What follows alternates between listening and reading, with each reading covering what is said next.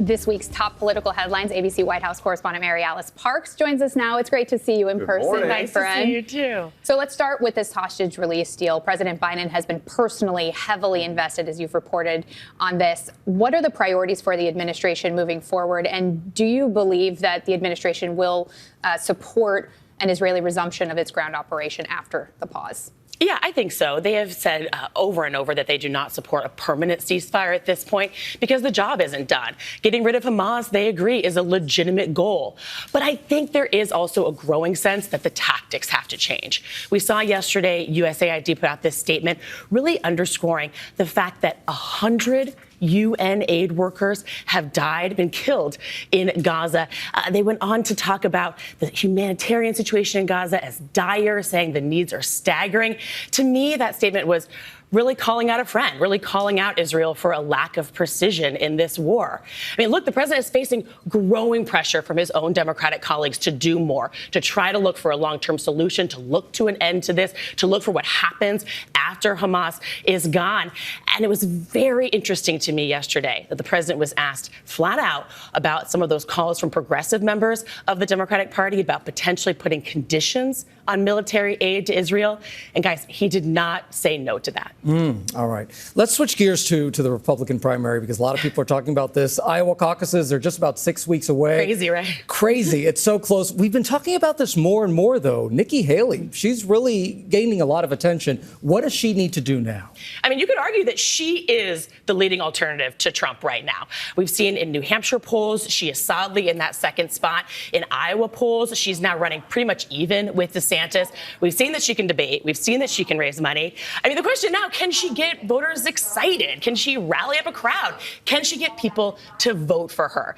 I think it's always telling when you are the target of attacks. New Jersey Governor Chris Christie has really focused on her this last week, talked about her abortion comments.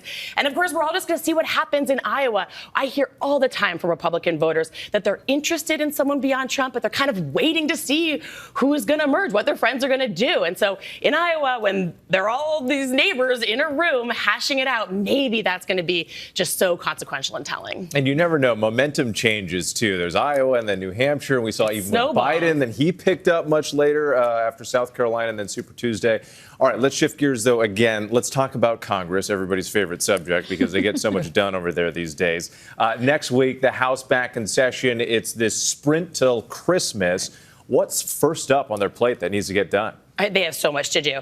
First and foremost, a big conversation about aid to Israel, aid to Ukraine. We've seen this huge request, $100 billion national security request from the White House. Huge disagreements in the House and the Senate about what exactly to do with that national security funding, that money for aid and for Israel and Ukraine. The lawmakers I talked to who are very interested in getting more money to Ukraine are really worried that the window there is narrowing. There's the sense that it's now or never. They have to get this done. It was interesting to me that last week the White House was signaling that they have intelligence that Iran might be looking to help Russia more in the war in Ukraine. To me, that was the way the White House was subtly trying to call out some Republicans that have been backsliding on potentially supporting Ukraine. But look, wrapped up in all of this is also a conversation on the border and immigration. We know Republicans want some policy changes on immigration included in any deal, and Democrats know that they're probably going to have to move on that. Okay. A lot to watch. A lot to watch on this Saturday after Thanksgiving. We are thankful that you're here to break it all down for us. Good to be Thank you, MaryAlice.